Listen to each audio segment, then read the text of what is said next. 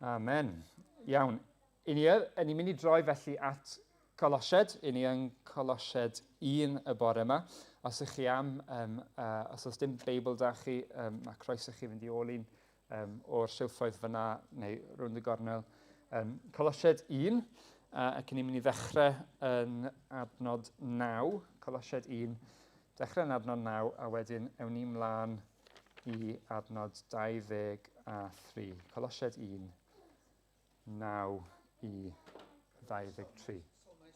Salmau sydd ar y sgrin, o gobeithio bod Colosiaid ar ei ffordd. Os ddaw e ddim, croeso chi fynd I ôl Beibl, neu allwch chi wrando hefyd. Colosiaid 1, gan ddechrau yn adnod 9. Yr apostol Paul sy'n sgrifennu fan hyn at yr eglwys mewn lle o'r enw Colosiaid. Iawn. Oherwydd hyn, o'r dydd y clywsom hynny, nid ydym yn peidio a gweddio drosoch. Deisif yr ydym ar eich I gael eich llenwi trwy bob doethineb a deall sbrydol ac amgyffrediad o ewyllus Duw, mwyn I chi fyw yn deilwng o'r arglwydd a rhyngu I fodd yn gyfan gwbl gan ddwyn ffrwyth mewn gweithredoedd da o bob math a chynyddu yn eich adnabyddiaeth o Dduw.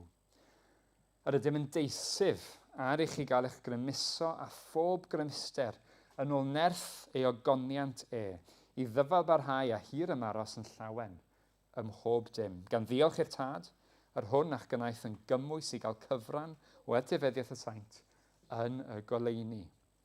Gwaredodd ni o afel y tywyllwch, yn trosglwyddo I deyrnas ei annwyl fab, yn yr hwn y mae I ni brynedigaeth, sef maddeuant ein pechodau. Hwn yw delw'r Duw anweledig, cyntaf anedig, yr holl greadigaeth. Oherwydd ynddo y creuwyd pob peth yn y nefoedd ac ar y ddeiar, pethau gweledig a phethau anweledig, gorseddau, arglwyddiaethau, tywosogaethau ac awdurdodau. Trwyddo ac ei fwy nef yma pob peth wedi ei greu. Yma yn bod cyn pob peth, ac ynddo yma pob peth yn cydsefyll. Hefyd yw pen y corff, sef yr eglwys. Yw'r dechrau, y cyntaf anedig o blith y meirw I fod ei hun yn gyntaf ym mhob peth.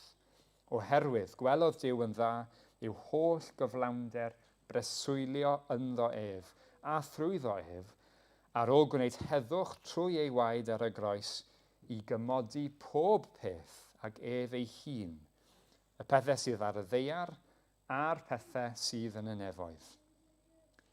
Yr oeddech chithau ar un adeg wedi ymddieithrio ac yn elyniaethus eich meddwl a'ch gweithredoedd yn ddrwg. Ond yn nawr fe'ch cymododd yng nghorff ei gnawd trwy ei farwolaeth i'ch cyflwyno'n sanctaidd a di-fai a di-feddwl ger ei fron. Ond yma'n rhaid I chi barhau yn eich ffydd, yn gadarn a di-ysgog, a pheidio â symud oddi wrth obeth yr efengil a glywsoch. Dyma'r efengil a bregethwyd ym mhob rhan o'r greadigaeth dan y nef, a'r efengil y deithim I, Paul, yn weinidog iddi. Amen. Iawn.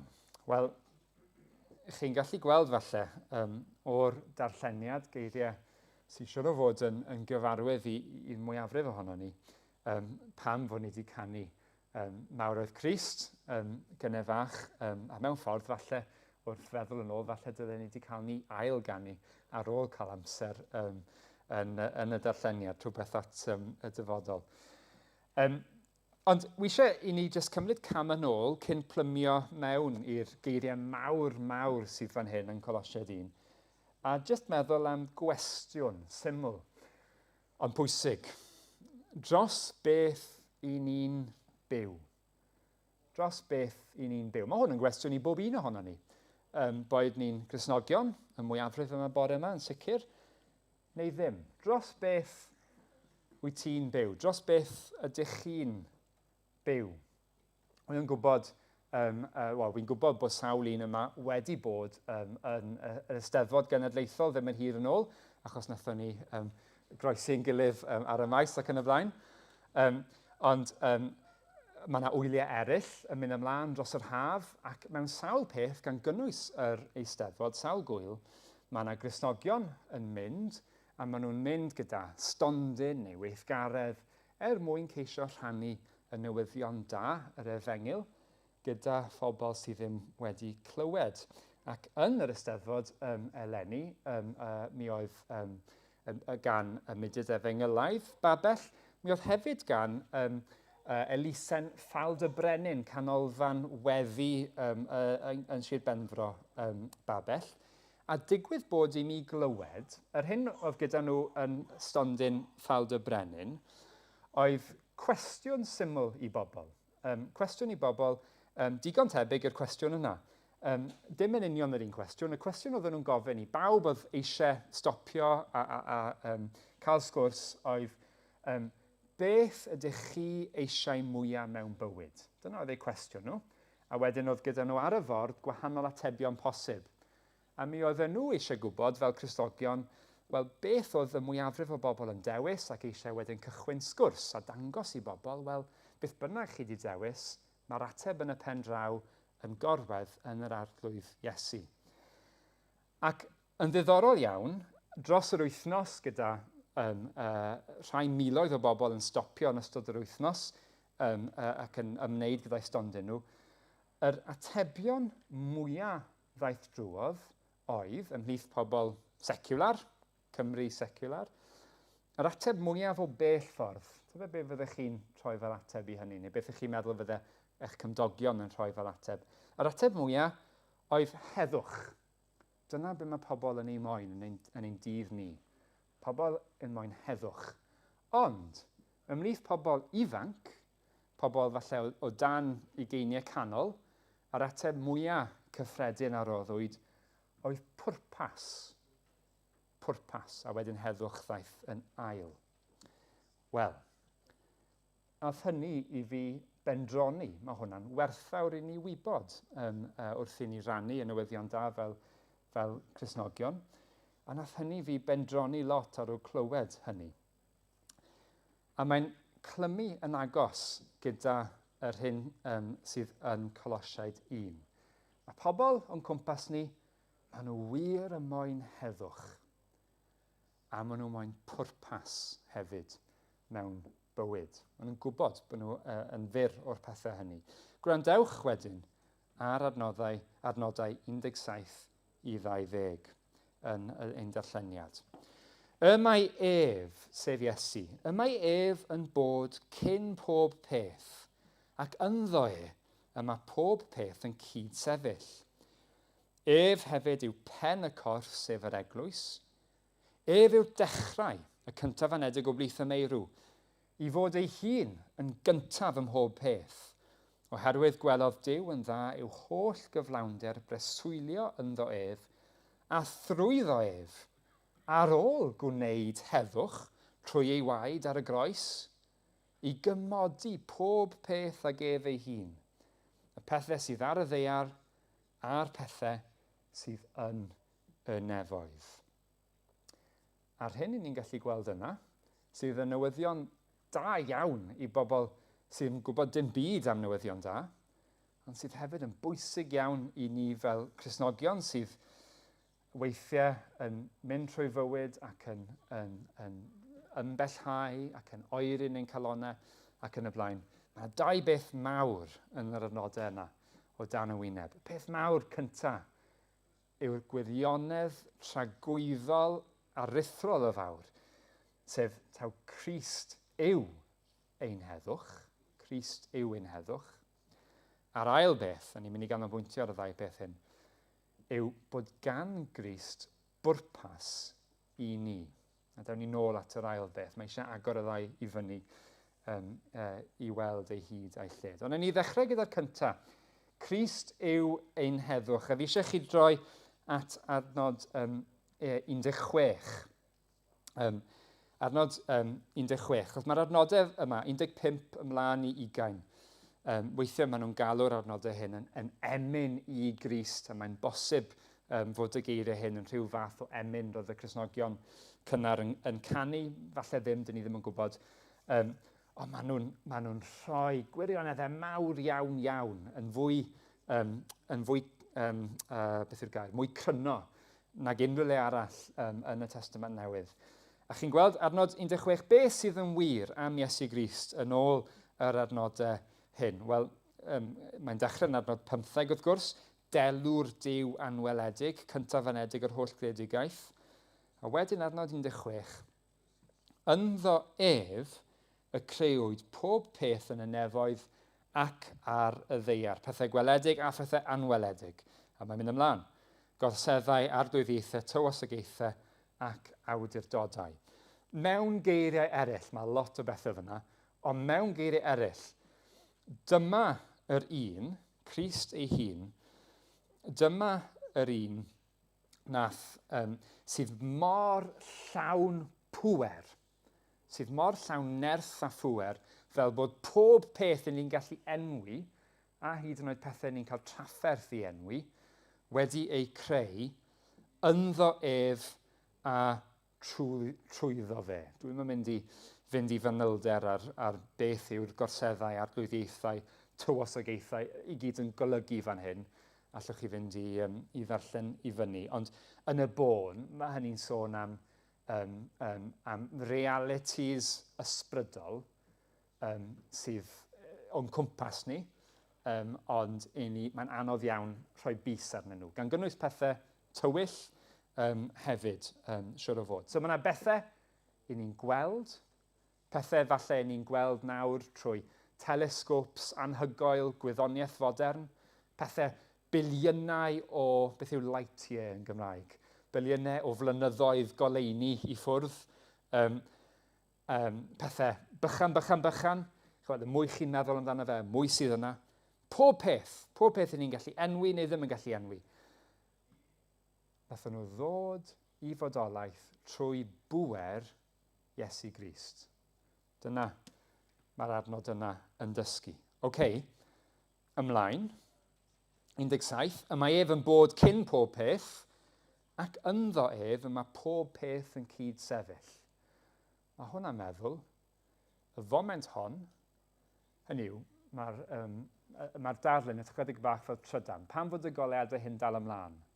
Wel, achos fod y trydan yn dal i lifo. Achos y trydan yn stopio, bydd y goleadau yn mynd off. Yn yr un ffordd, mae'n darlun, ond yn yr un ffordd, pam fod ni dal yma? Achos fod Iesu Grist yn cynnal yr holl fydysawd. Sef e'n stopio, fel y trydan yn diffodd. Mi fydd yr holl beth yn dirwyn i ben. Dyna beth mae'n gweud fan hyn. Ynddo ef mae pob peth yn cyd sefyll.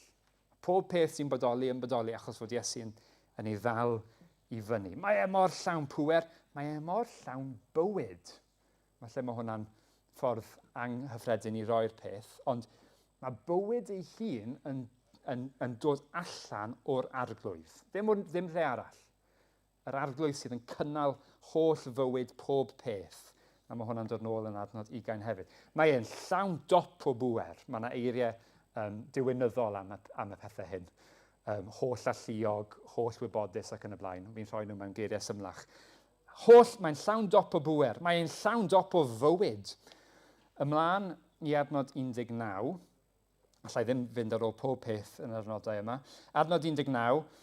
Oherwydd gwelodd Duw yn dda yw holl gyflawnder breswylio ynddo ef. Chi'n gweld beth mae'n gweud fyna? Gwelodd Duw, yr arglwydd Dduw ei hun, holl y drindod gyfan yn dda, yw holl cyflawnder Duw, breswylio yng Nghrist. Mae hwnna'n torri yn pennau os ydyn ni'n dechrau meddwl am y peth. Ond yn y bôn, be mae'n gweud wrth ni fan hyn, yw fod Iesu yn llawn dop o bŵer, llawn o fywyd, mae'n llawn o dduw. Mae'n llawn dop o dduw. Mae'r drindod yn 3 yn 1 ac 1 yn 3, a mi allan ni dreulio'r holl bregeth yn trial mynd ar ôl hynny. Ond mae'n hollol wir i ddweud, oedd Iesu Grist yn gyfan gwbl yn ddyn, a hefyd yn gyfan gwbl yn dduw. A dweud y gwir, os ydyn ni ddim yn credu hynny, ni'n mynd ar ôl heresi. Ond stori arall yw hwnna. So mae'n llawn dop o dduw. Dwi ddim yn hanner Duw a hanner dyn. Mae'n gyfan gwbl yn dduw.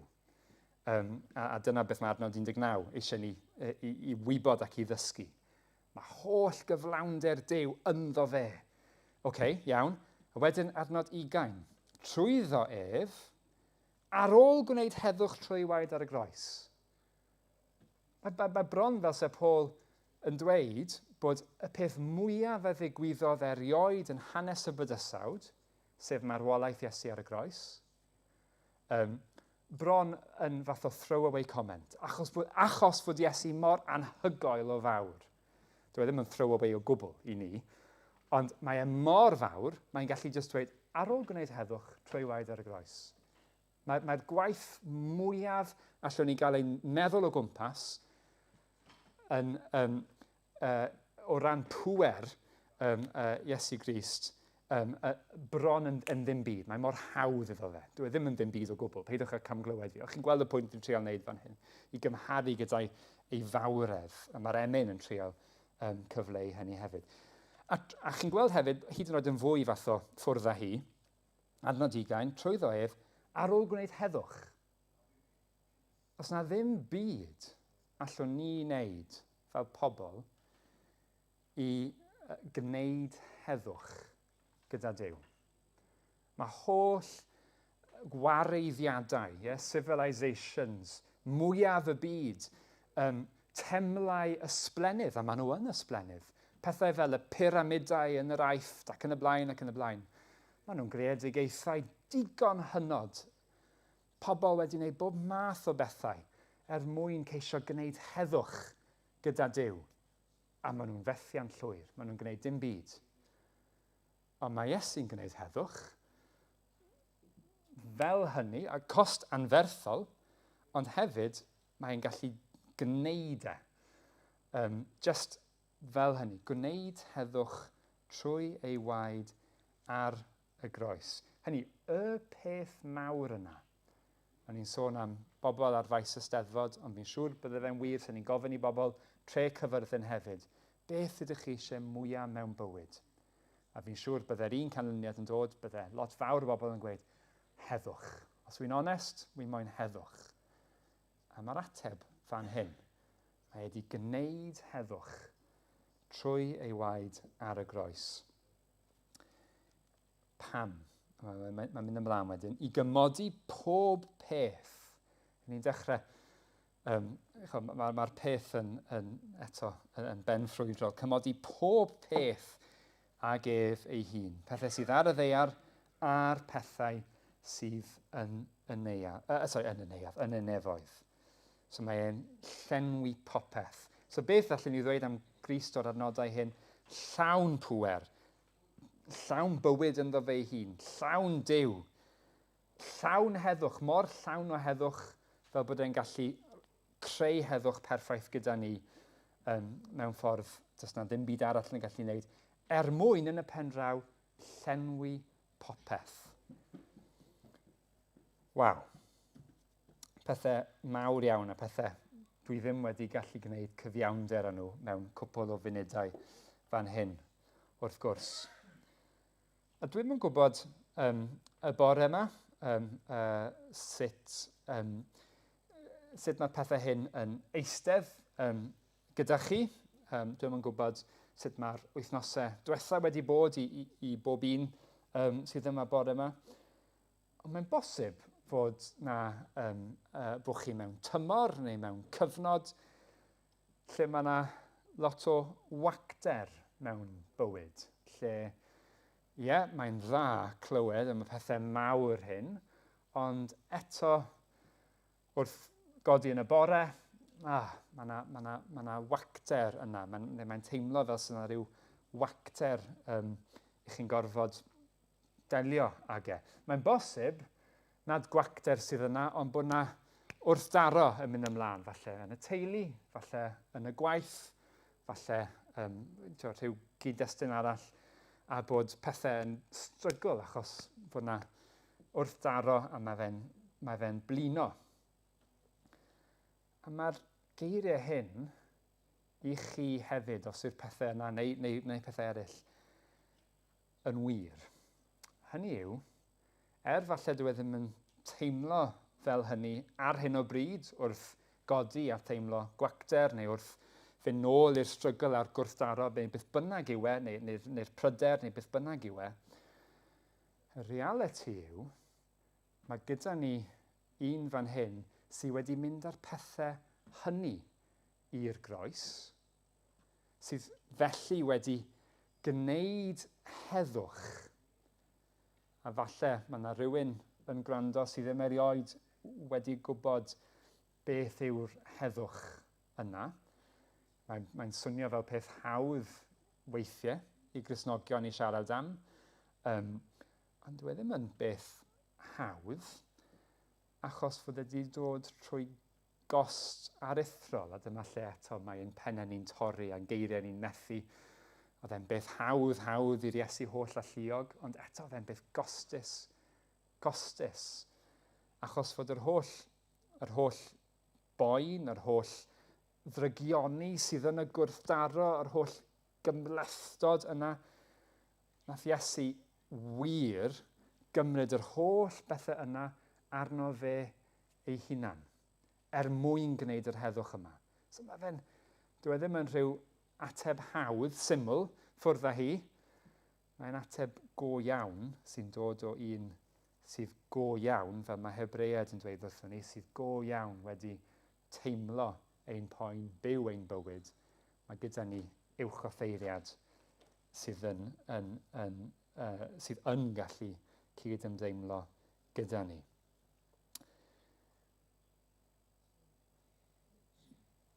Ein heddwch felly yw Crist, yr un holl bwerus yma.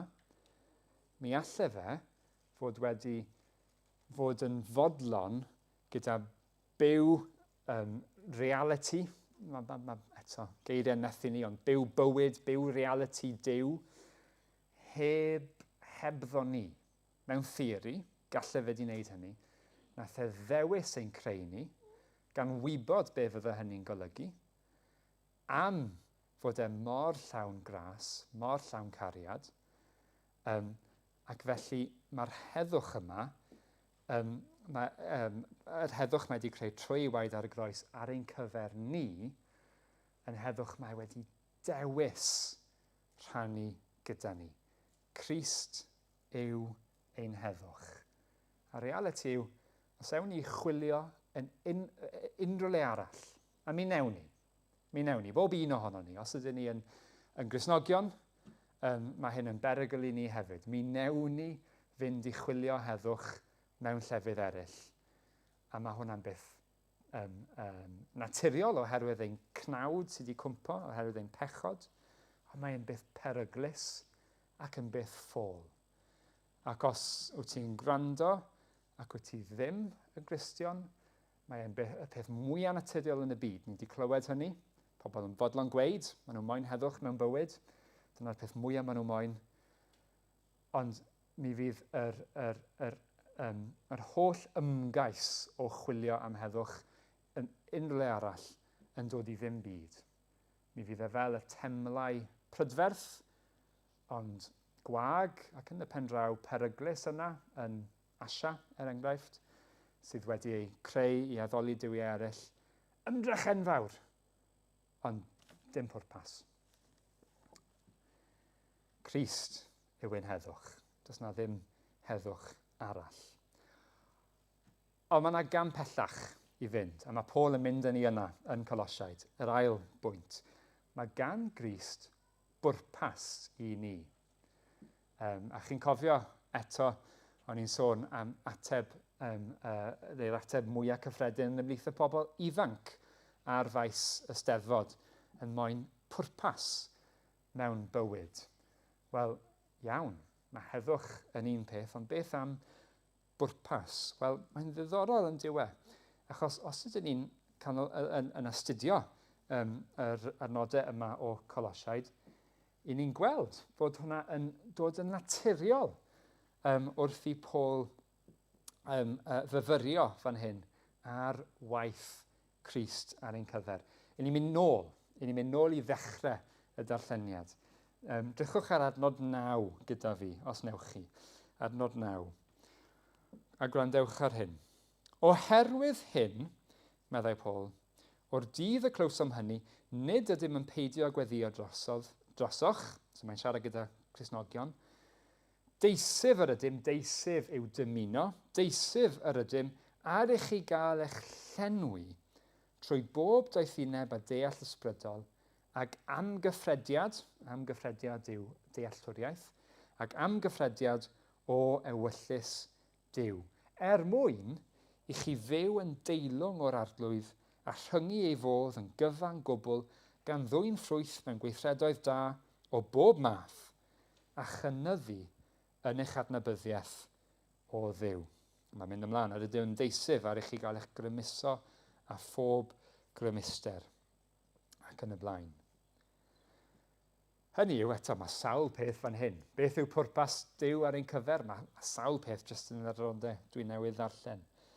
Ond y peth cyntaf i ni sylweddoli yw fod gan Dduw ewyllus.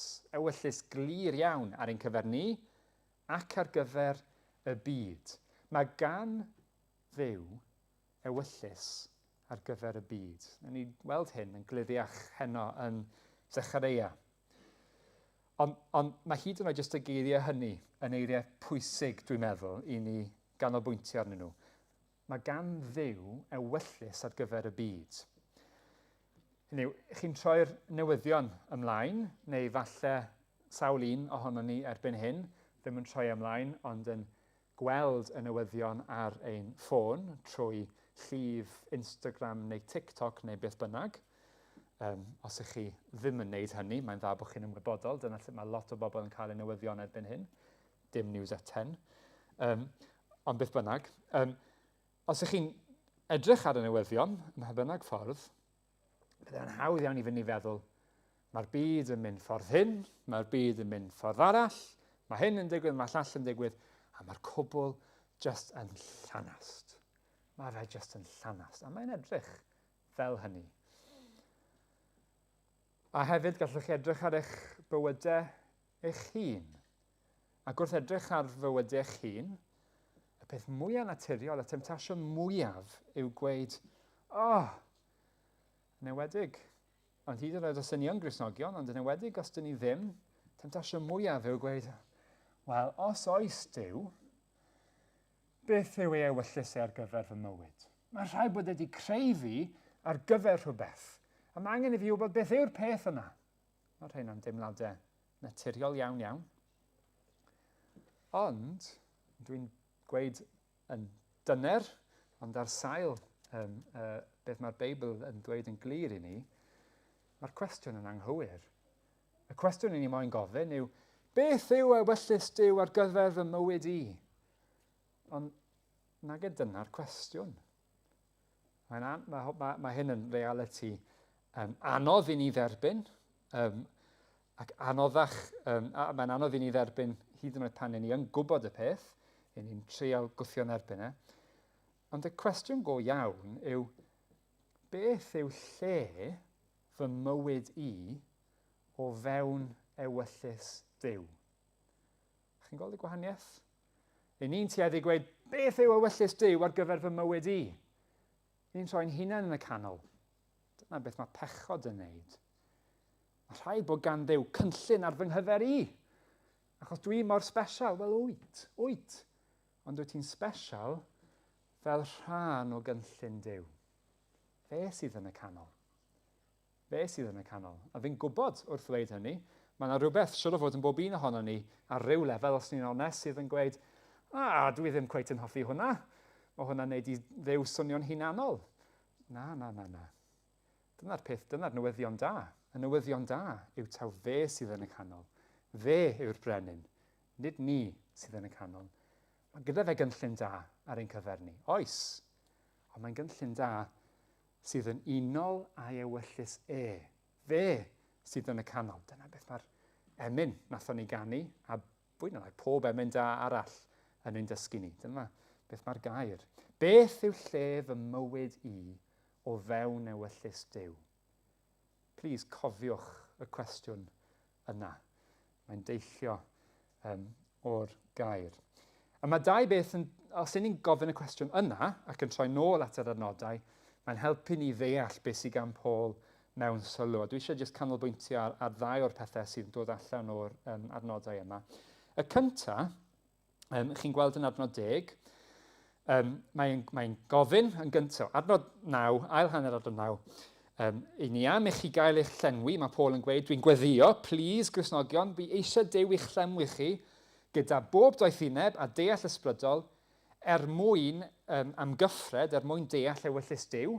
Ni jyst i canolbwyntio ar hynny, ewyllys Duw ar gyfer y byd, nid ar gyfer ni fel petai fel unigolion. Pam, adnod 10, mwyn i chi fyw yn deilwng o'r arglwydd, a rhyngu ei fodd gan ddwyn ffrwyth mewn gweithredoedd da o bob math. So beth mae Duw moyn ar gyfer ni, fel bod ni'n rhan o'i gynllun yw ein bod ni'n dwyn ffrwyth o bob math. Wel, beth yw dwyn ffrwyth? Beth yw dwyn ffrwyth? Mi allan ni droi at ateb syml, rhywle fel diwedd Galatiaid 5:22, yn dweud, yn rhoi mewn rhestr i ni. Rhestr sydd yn cymryd bywyd cyfan i ddysgu, dwi'n meddwl. Ond ffrwyth yr ysbryd, Galatiaid 5:22. Ffrwyth yr ysbryd yw cariad, llawenydd, tangnefedd, goddefgarwch, caredigrwydd, daioni, ffyddlondeb, addfwynder, hunan ddisgyblaeth. Ac os ydych chi'n meddwl wrth wrando ar y rhestr yna, tic, tic, tic, tic, tic, tic, tic, you've got another think coming. Allwch chi ofyn i ngwraig i, dwi'n siŵr sy'n ni'n cael yn sgorio, diolch i Dduw, dwi ddim yn gweithio fel hynny, byddai'r sgôr yn ddiffygiol ar bob un o'r mesurau hynny. Gwaith bywyd yw'r rhestr fach yna. Ond nid yn gwaith ni, gwaith Duw yno ni. Mae angen dweud hynny. So, mae'n gweddio i chi ddwyn ffrwyth o bob math. Mae gyda ni rhestr clir, beth yw rhai o ffrwythau hynny. Ond mae mwy hefyd. Chi'n cofio, oedd rhai ohonoch chi yma, ddim yn hir nôl, buodd Aaron yn pregethu o ddameg yr heiwr. Chi'n cofio'r had, a wedyn yr had sy'n cwmpa'r bridd da, yn codi, ac beth oedd yn dod? Ffrwyth. Yn dod nôl ar ei ganfed, mae'r adnod yn dweud. So ffrwyth ysbrydol hefyd. Ffrwyth ysbrydol trwy moli Duw, trwy foli Duw, nid jyst gyda'n geiriau, ond gyda'n bywydau hefyd, y ddau beth, ddim un ar draed y llall. Ffrwyth o ddod â pobl eraill i adnabod, i gyffesu ac i foli Duw. Mae rhai ni hefyd yn ffrwyth, so mae dau math wahanol o ffrwyth o dan sylw fan hyn. A wedyn mae peth arall. So dyna ddwyn ffrwyth o bob math, a wedyn un peth bach arall cyn i fi ddod â pethau i fwcol ac i gloi. Mae gan Grist pwrpas i ni. Beth yw'r pwrpas gyntaf? Adnabod ewyllys Duw ar gyfer y byd. Nid really ewyllys Duw ar gyfer fy mywyd fy hunan. Mae hwnna tipyn o distraction. Cwestiwn anghywir. Yr ail beth, dwyn ffrwyth o bob math. Mae hwnna'n glir. Trydydd peth, a mae mwy na 3 peth yma, dwi'n mynd gweud llai, ond 3 peth fi'n canolbwyntio ar. Trydydd peth, chi'n gweld yn adnod, ble ni nawr? Diwedd adnod 10, dwyn ffrwyth mewn gweithredoedd da bob math, a chynyddu yn eich adnabyddiaeth o Dduw. Mae Paul yn gweddio, y bydd y Colosiaid, y Cristnogion hyn, yn cynyddu yn ei adnabyddiaeth o Dduw. Dyna yw ewyllys Duw, rhan o ewyllys Duw ar ein cyfer ni hefyd. Ddim jyst dwyn ffrwyth, ond dod i nabod Duw yn well. Be mae hwnna'n feddwl? Gobeithio fod gan rai ohono ni degawdau eto ar y ddeiar. Beth mae fe'n meddwl i ddod i nabod Duw yn well a well? Mae yna bobl yn y stafell yma sydd wedi darllen y Beibl drwodd, mwy o weithiau na fi, fi'n siŵr. Sawl tro. Darllen yr holl Beibl. Sawl pregeth. Peidwch ag ateb. Sawl pregeth. Odi rai ohonoch chi sy'n chydig yn hun wedi clywed. Bydde fe'n anodd rhifo nhw, bydde. Be mae'n golygu felly i ddod i adnabod Duw yn well ac yn well? Wel, un o'r pethau mae rhaid i ni weid fan hyn yw bod dim shortcuts. Does na ddim shortcuts. Mae fel dod i nabod person yn well. Os ydych chi'n stopo i feddwl am y peth, pa mor dda ydych chi'n nabod y bobl agosaf atoch chi? Gobeithio i chi'n nabod nhw'n eitha da, ond mae'n siŵr os chi'n mynd i gerdded trwy'r dydd, jyst dod ag enghraifft o mywyd yn hunan, rhywbeth fi'n mwynhau wneud. Os chi'n mynd i gerdded trwy'r dydd ac yn dechrau holi gwahanol bethau am, o'n i ddim, breuddwydion yn y nos, neu sut fydde'r person yn ymateb i rhyw sefyllfa chi ddim erioed wedi trafod o'r blaen, neu fi'n siŵr, os y'n ni'n stopo i feddwl am y peth, beth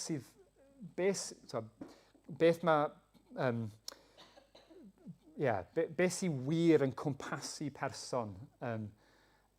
Os y'n ni wir yn stopo i feddwl am y peth, mae yna wastad haenau dyfnach i bobl. Fi'n meddwl ni'n gwybod hyn. Fi'n meddwl weithiau i ni'n cael y profiad o feddwl, fi wedi nabod ti am flynyddoedd, ond o'n i ddim yn disgwyl i ti weid hynny, neu ymateb fel hynny. Fi'n siŵr mae hwnna'n rhan o'n profiad ni gyd, ydy? Wel, eto, jyst darllen yw hyn. Dwi jyst yn cynnig i chi fod yr un peth yn wir, ond yn llawer fwy am Dduw hefyd. Os e'n wir jyst am bobl bach, i ni gyd yn fach, dyw Duw ddim yn fach, mae'n erthrol o fawr, mae'r un peth yn wir am Dduw. Mae yna haenau dyfnach i ni'n gallu dod i ddirnad a dod i weld. Falle ni'n gwybod y pethau syml, y ffeithiau, dyddiad geni, biography. Mae'n hawdd rhoi biograffiad, byddwn ni'n gallu cynnig biograffiad reit dda o sawl un yn ystafell yma. Ond mae yna haenau dyfnach, a mae'r un peth yn wir am Dduw. Pwy yw e? Be sy'n wir yn bwysig iddo fe? Faint yw ei gariad? Ie, mae'n hawdd i ni ddweud, mwy na ni'n deall. Be mae hwnna'n feddwl go iawn? Faint yw ei nerth? Sut mae e'n gweithio, boes bach? Dyna i chi gwestiwn. Be sydd yn dod â phleser iddo, ac yn y blaen, ac yn y blaen. Bydde fe'n hawdd i ni godi cwestiwn fel beth yw pwrpas Crist i ni a dweud, mae'n ddirgelwch. Mae eisiau ni i aros yn driw iddo fe, a'i addoli fe, mae'n ddirgelwch. Bydde fe'n hawdd i ni ddweud hynny fel Cristnogion. Ond dyw'r Beibl ddim wedi gadael yr opsiwn yna ar agor i ni. Dyw ddim wedi gadael yr opsiwn yna ar agor i ni. Ydy, mae yna elfennau o ewyllys Duw sydd yn gydd, ond dydyn nhw ddim yn gwbl gydd. Mae e am i ni wybod, a mae yna sawl peth fan hyn sydd bydd yn talu i chi fynd i ffwrdd a myfyrio a gweddio yn ddyfnach arnyn nhw. Beth ydy hyn yn golygu go iawn? Allai ddim mynd yn ddyfnach i hynny nawr. Ond fe ddylai'r ffaith fod ewyllys Duw, fod hynny yn cael ei agor i fyny ni yn y Testament Newydd, fe ddylai hynny fod yn gysur i ni. Mae wedi cael ei roi fel cysur i ni, nid fel dim byd arall. Felly, fynd ni nôl at y cwestiwn wreiddiol nes i ofyn, dros beth ydyn ni'n byw, i beth i ni'n byw. A mae'r oes yn llawn syniadau, mae'n cynnig pethau i ni fyw ar ein cyfer. Eto, wy'n trial dod â youth culture mewn iddo fe. Chi wedi clywed am y gair maxing, mae rai ohonoch chi'n gyfarwydd iawn am maxing. Chi'n gallu gwneud maxing am unrhyw beth. Looks maxing, maen nhw'n dweud, neu skills maxing. Geirfa gyffredin iawn ymhlith pobl iau ar hyn o bryd. A mae'n golygu llwyddo mewn rhywbeth. Mynd ar rhywbeth i'r eithaf. Jyst i ddefnyddio looks maxing. Gwneud eich golwg y mwyaf golygus y gallai fe fod. Mynd â fe i'r eithaf. A mae yna trend mawr o fewn diwylliant ar hyn o bryd yn dweud, dyna'r peth mawr. Os chi ddim yn gwybod amdano fe, byddai fe'n dda bod chi'n gwybod, a gweddiwch dros rhai sydd yn iau os ych chi'n hun, achos mae fe'n hollol toxic ac yn hollol beryglus. Ond mae yna bethau peryglus o'n cwmpas ni pa bynnag oedran ydyn ni. Mae'r byd yn dweud mae angen i chi lwyddo, mynd â pethau i'r eithaf ar hyn o bryd. Mynd â bywyd cyffyrddus, tawel i'r eithaf. Mynd â bywyd teuluol i'r eithaf. Dyw rheina ddim yn amlwg toxic yn yr un ffordd o gwbl. Ond, yn ysbrydol, mae yna berygl yna hefyd. Nid dyna galwad Crist i ni. Chi'n cofio geiriau Crist i'r disgyblion? Geiriau Crist i bob un ohono ni, os ydyn ni yn Gristnogion ac yn arddel Crist. Galwad cychwynnol Crist yw dilyn fi. Ac o fewn y geiriau yna, mae'n golygu troi cefn ar bethau eraill, y pethau oedd yn gyfarwydd, y pethau oedd yn llenwi bywyd. Dilyn fi, meddai fe, achos falle castwr trethu oedd ti cyn hyn, disgyblion nawr, falle pysgotwr oedd ti cyn hyn, falle zelot oedd ti cyn hyn, falle pethau hyn oedd yn llenwi dy fywyd, falle pethau hyn oedd yn rhoi rhyw fath o deimlad o heddwch i ti. Falle pethau hyn oedd yn rhoi ymdeimlad o bwrpas i ti. Ond meddai Crist wrthyn nhw, dilyn fi fydd dy heddwch. Fi fydd dy bwrpas. Felly di ddim dal gafel ar y pethau hynny ar gyfer heddwch a pwrpas a dilyn fi. Trwy ddilyn fi, fe geidir pethau hynny a mwy, meddai Crist. Ond mae rhaid i fi ddod yn gyntaf.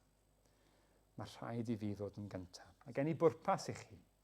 A mae gen i bwrpas i'r greadigaeth, y bydysawd, y cosmos cyfan. Amen.